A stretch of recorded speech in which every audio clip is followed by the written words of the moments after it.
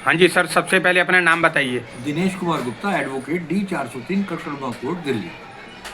पूरे देश में जो वकीलों की हड़ताल हो रही है, वो क्या वजह है जो आम लोगों तक ये बात नहीं पहुंच पा रही?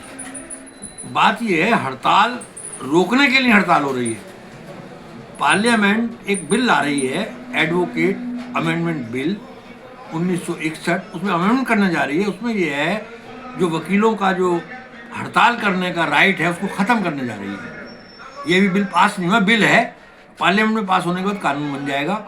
ये जो है वकीलों के जो काम करने की शक्ति है उसको कम करना चाहते हैं और उसमें हावी होना चाहते हैं। उसके साथ साथ बार काउंसिल ऑफ इंडिया, उसमें 3 प्रतिनिधि अपने अपॉइंट करेंगे, जो कि वो वकील नहीं है।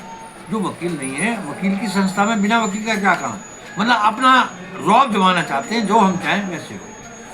दूसरा ये है कि हमारे पास सिर्फ हड़ताल का ही जरिया है, इसके अलावा हमारे पास कोई नहीं। कोई हमारी, हम नौकरी तो करते नहीं है, हम तो एडवोकेट हैं, और एडवोकेट के लिए पब्लिक की आवाज़ उठाते हैं, पब्लिक की भलाई करते हैं, पब्लिक के लिए हड़ताल करते हैं।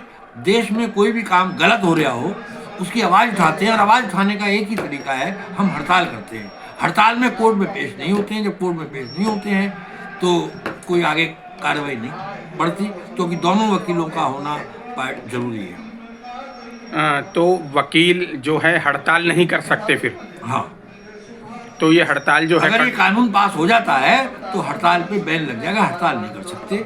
और अगर कोई वकील केस हारता है, 2 वकील है, 2 में एक केस तो हारेगा ही, उस पर 3 लाख तक का जुर्माना लगाया जा सकता है। कड़कड़डूमा कोर्ट में कितने दिन हो गए हड़ताल को? ये आज जो है हड़ताल का 6ठा दिन है, और वकील लोग धरने पर रात को भी बैठते हैं, सारा दिन धरना चलता है।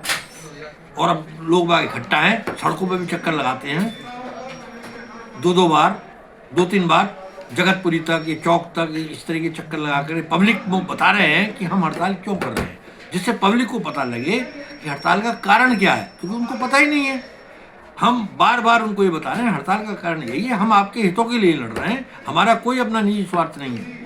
हम अगर हड़ताल नहीं कर सकते तो आपकी बात सुनी नहीं जाएगी। अब हड़ताल करने से पूरे हिंदुस्तान की हड़ताल हो रही है, और मेरा तो ये मानना है, आजकल पब्लिसिटी का ज़माना है, और जितने भी चैनल्स हैं इलेक्ट्रॉनिक और प्रिंट मीडिया, उनका बहुत बहुत मैं धन्यवाद करता हूँ। इनके द्वारा ही आवाज़ पहुँचाई जा सकती है, और आवाज़ पहुँचाई गई है। सारे बड़े बड़े न्यूज़पेपर इसकी कवरेज कर रहे हैं, जो कवरेज नहीं कर रहे वो सरकार से डरे हुए हैं, और इस कवरेज की वजह से ही आज BCI इंडिया,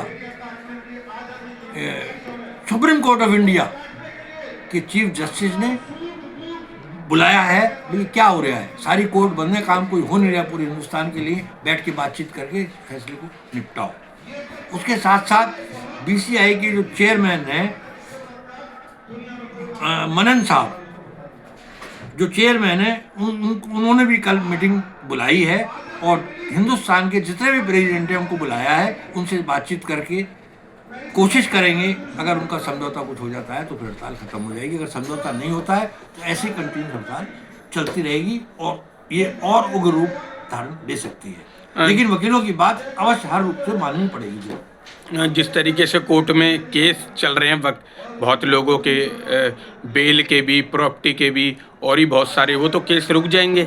नहीं, केस में अगली डेट पड़ जाती है, किसी के अगेंस्ट कोई केस नहीं होता। जब तक वकील ही नहीं होंगे, दोनों की बात जज सुनेगा ही नहीं, तो फैसला दे ही नहीं सकते। जरूरी है कि दोनों की बात सुनी जाए, फिर वो फैसला देते। जब वकील दोनों है ही नहीं, बात ही नहीं सुनी गई, क्योंकि जिनके केस होते हैं उनको तो पता नहीं, कानून के बारे में पता नहीं। कानून की बात तो वकील साहब ही बताते हैं ना वहाँ जाकर के कोर्ट में, और उसके बाद वो फैसला लेते हैं। जो कोर्ट में केस चल रहे हैं, तो उसमें जिनके केस चल रहे हैं उनको तो कोई नुकसान नहीं है ना? किसी को कोई नुकसान नहीं है, कोई भी खिलाफ केस कर ही नहीं सकते हो।